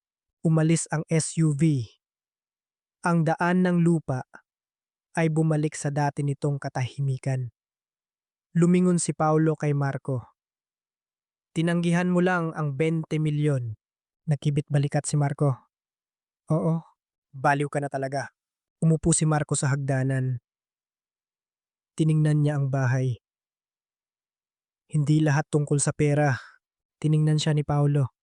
Pero 20 milyon, dapat pag-isipan yun. Umiti si Marco. Siguro. Pero sa kanyang isip, naroon pa rin ang tanong, bakit nila kailangan ang lupang ito? 1 linggo ang lumipas. May mga nagsimulang mangyari. Isang estranghero ang dumating at nagtanong tungkol sa papeles ng lupa. Isang grupo naman ang nakatayo sa ibaba ng daan at kumukuha ng litrato ng burol. Tapos, may kumalat na tsismis sa barangay na hindi legal ang lupa ni Marco. Narinig ito ni Paulo sa bayan at agad na umakyat para kausapin si Marco noong gabing iyon. May mali, sabi ni Paulo. Nagsisibak ng kahoy si Marco. Anong nangyari? Umupo si Paulo sa beranda. Sabi ng mga tao, wala raw titulong lupa mo. Oh, sabi ni Marco, rights lang. Paano kung idemanda ka nila? Huminto si Marco sa pagsisibak. Sa unang pagkakataon, nakaramdam siya ng kaunting pag-aalala. Kailangan mong ipacheck ang mga papeles, sabi ni Paulo. Tumango si Marco. Oh, 2 araw ang lumipas. Nakatanggap si Marco ng isang mensahe mula sa isang estranghero. Ang pangalan ko ay Maya. Isa akong abogado sa Baguio. Pinapanood ko ang channel mo. Sa tingin ko, dapat mong ipacheck ang mga papeles ng lupa mo. Pinasa ni Marco ang mensahe. Sa kanyang isip, naalala niya ang sinabi ni Mr. David. Ang lupa mo ay napakahalaga. Baka hindi kasing simple ng inaakala niya ang lahat. Ang mensahe mula sa babaeng nagngangalang Maya ay dumating isang tahimik na hapon. Paulit-ulit na binasa ni Marco ang mga salita sa screen ng kanyang telepono. Ang pangalan ko ay Maya. Isa akong abogado sa Baguio. Pinapanood ko ang channel mo. Sa tingin ko, dapat mong ipacheck ang mga papeles ng lupa mo. Nakatayo siya sa beranda ng bahay na kahoy. Nakatingin sa lambak. Ang hangin ay dumaan sa mga puno ng pino. Isang pamilyar na tunog. Sa loob ng 1 taon, naging simple ang buhay ni Marco na halos makalimutan niyang Ang mundo sa labas ay umiikot sa mas komplikadong mga patakaran. Lupa, papeles, batas, mga bagay na dati tila hindi mahalaga. Ngunit pagkatapos ng pagkikita nila ni Mr. David, nagsimula siyang makaramdam na may mali. Tinawagan niya ang numero sa mensahe. Pagkatapos ng ilang ring, isang boses ng babae ang sumagot. Hello? Hello po, si Marco po ito. Ah, akala ko nga. Kalmado ang boses ni Atay Maya. Matagal ko nang pinapanood ang channel mo. Medyo nagulat si Marco. Talaga po? Oo, kakaiba ang kwento mo. Isang maikling katahimikan.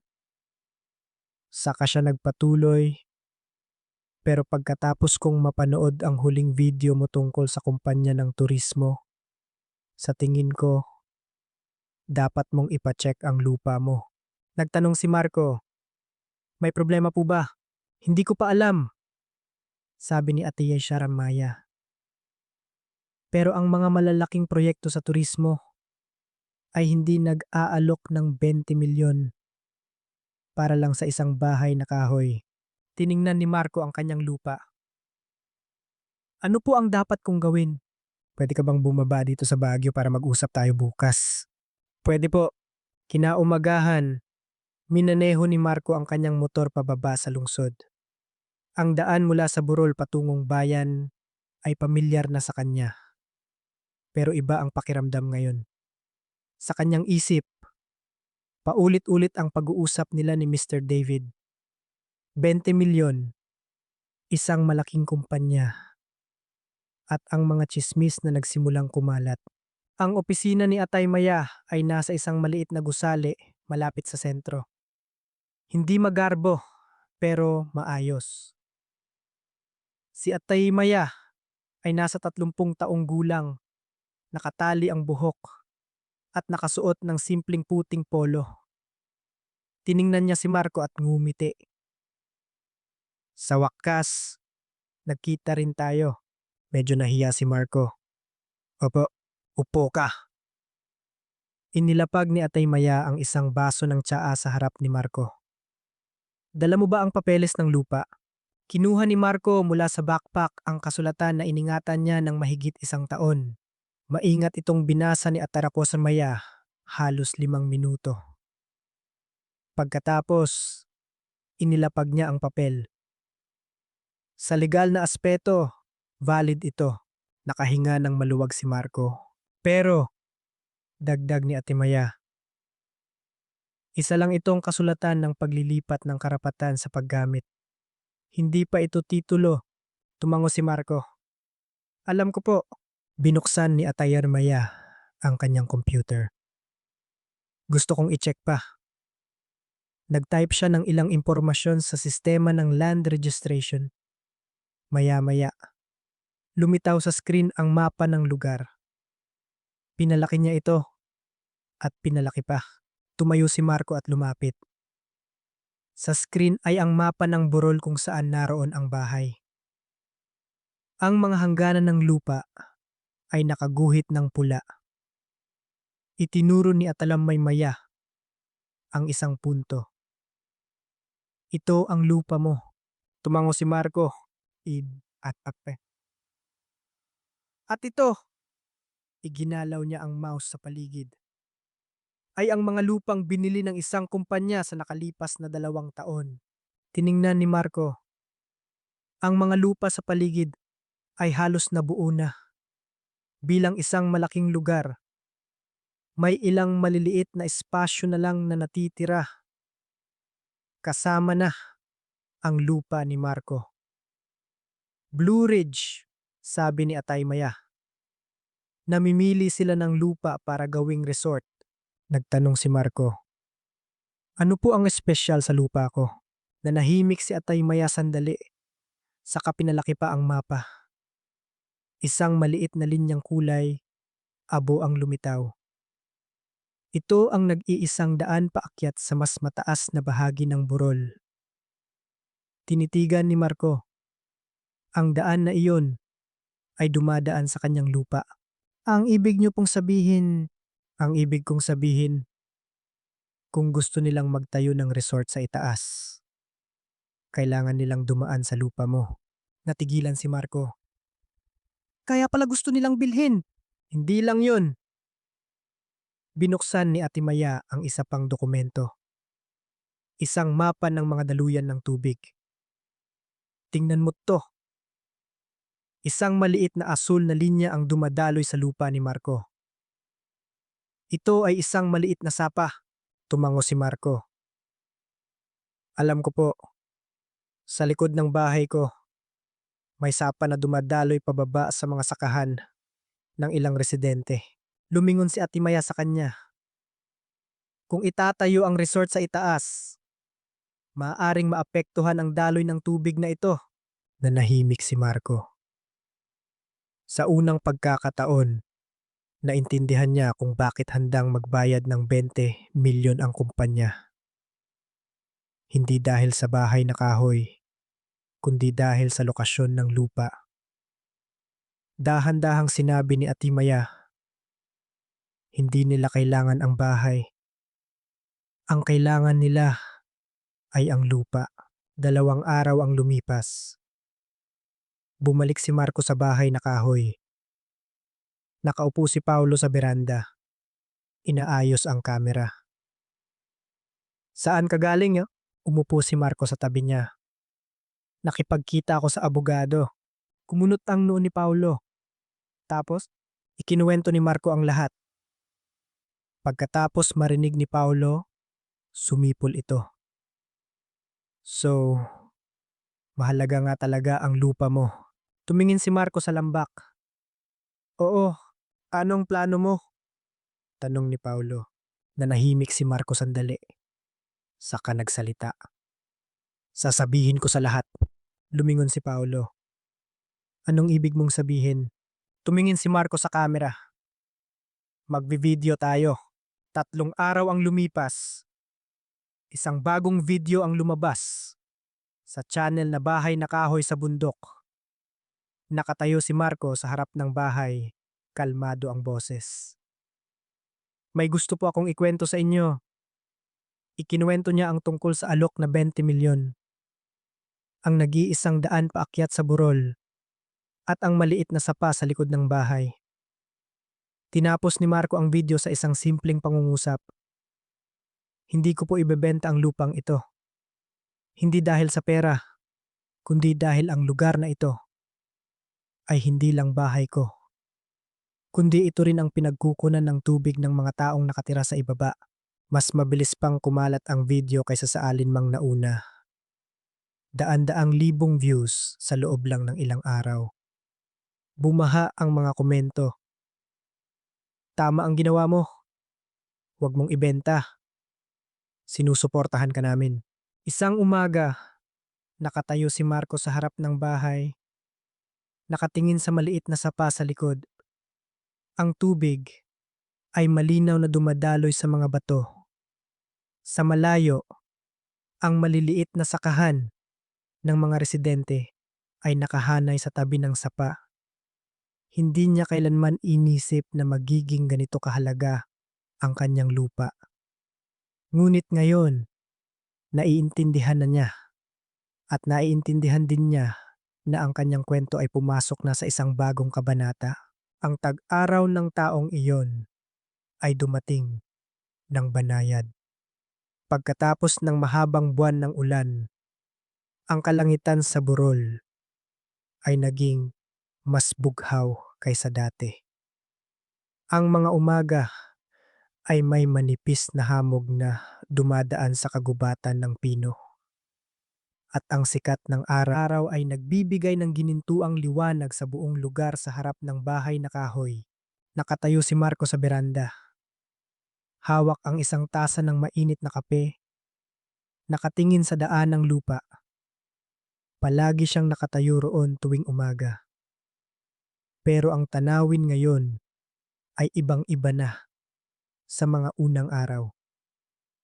Ang dating maputik na daan ay naayos na. Isang maliit na tabla ng kahoy ang nakasabit sa harap ng tarangkahan na may simpleng sulat. Bahay na kahoy sa bundok homestay. Sa likod ng unang bahay, dalawang mas maliliit na bahay ang katatapos lang ilang buwan na ang nakalipas. Hindi malalaki, pero gawa rin sa kahoy ng pino tulad ng una. Isang grupo ng 3 batang turista ang kalalabas lang mula sa isang bahay. Tumingin sila sa paligid, huminga ng malalim at nagngitian. Ang payapa talaga dito. Tumango si Marco at binati sila. Sabi ng isa sa mga babae, "Salamat po sa pag-aalaga sa lugar na ito." Ngumiti lang si Marco. Hindi niya alam kung paano sasagutin sa tuwing naririnig niya iyon. Pagkatapos ng video tungkol sa sapa at lupa, mas lalo pang lumago ang channel.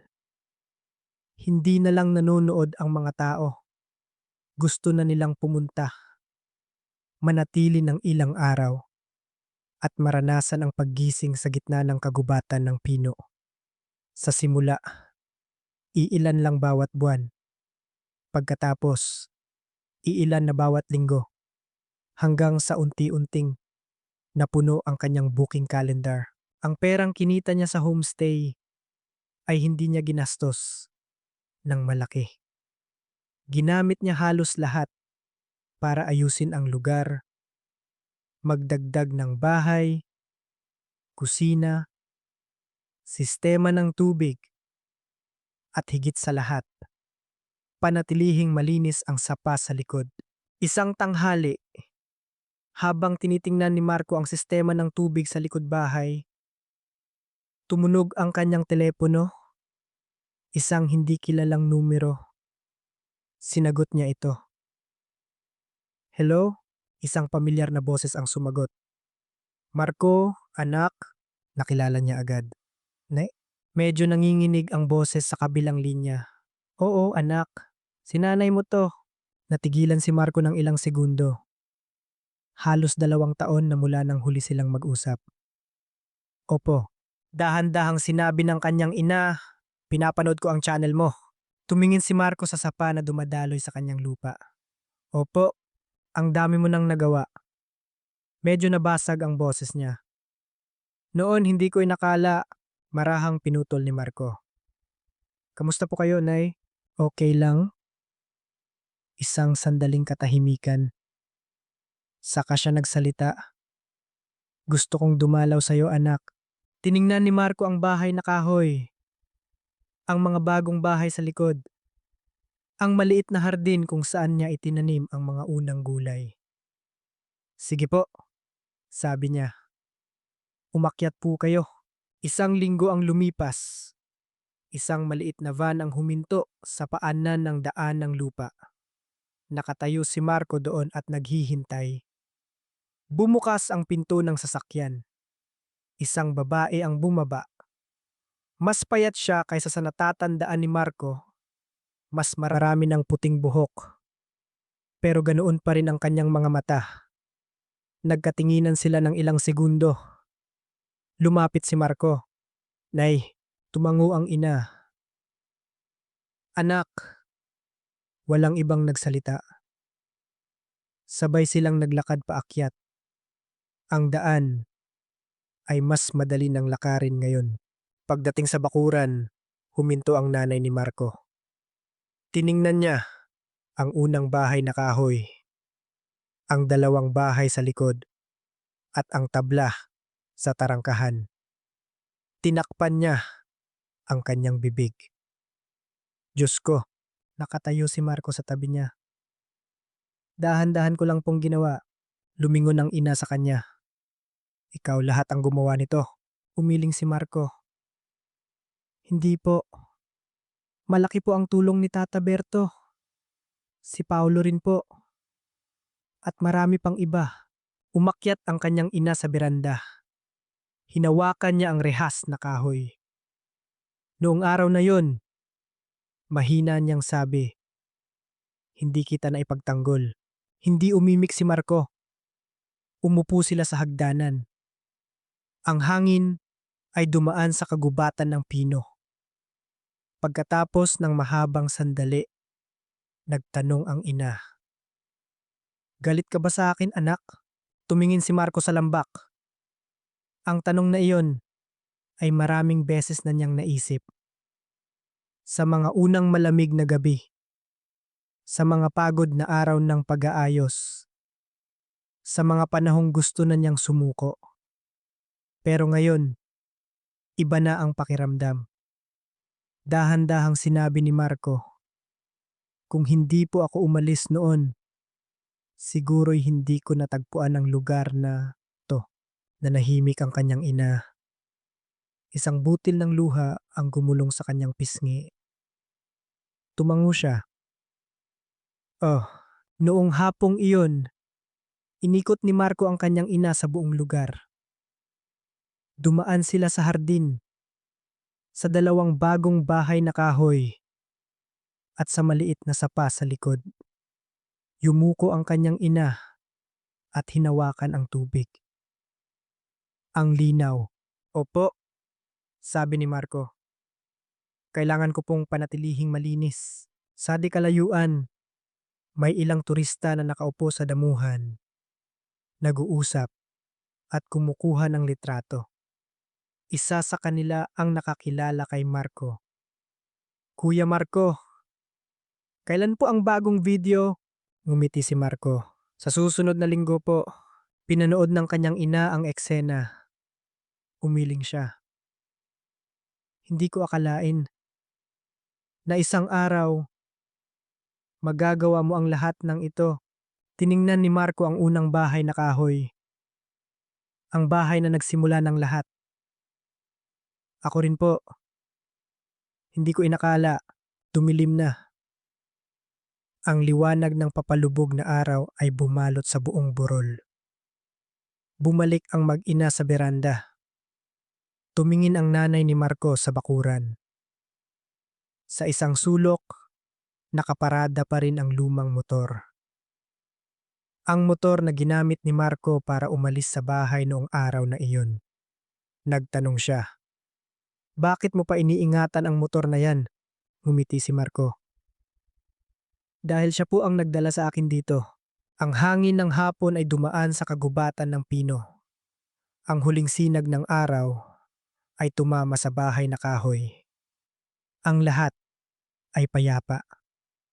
Ngunit alam ni Marco na ang lahat ng ito ay nagsimula sa isang napakaibang umaga. Ang umaga na umalis siya sa bahay na may isang backpack, 500 piso at isang lumang motor. Noong mga sandaling iyon, akala niya na wala na ang lahat sa kanya. Ngunit iyon pa lang ang unang araw ng isang bagong buhay. Salamat sa iyong paglalaan ng oras. Ipaalam sa amin kung saan mo pinakikinggan ang kwentong ito. Mula sa Pilipinas o sa ibang bansa. At mag-iwan ng komento sa ibaba. Bawat like, share, at puna ay nagbibigay sa amin ng motibasyon na magpatuloy at pagbutihin pa ang aming mga susunod na video. Hanggang sa muli. Bago tayo magtapos, maaari ko bang itanong, ilang taon na po kayo ngayon?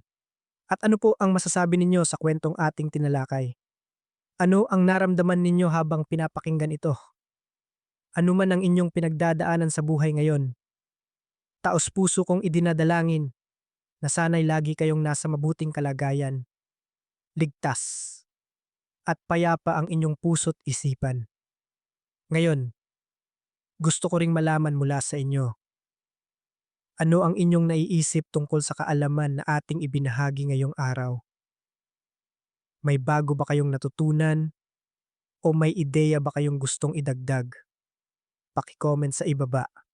Sa huli, wala akong ibang hangad kundi ang mabuting kalusugan at tunay na kapayapaan para sa inyong lahat at sa inyong mga pamilya. Mag-ingat po kayo palagi.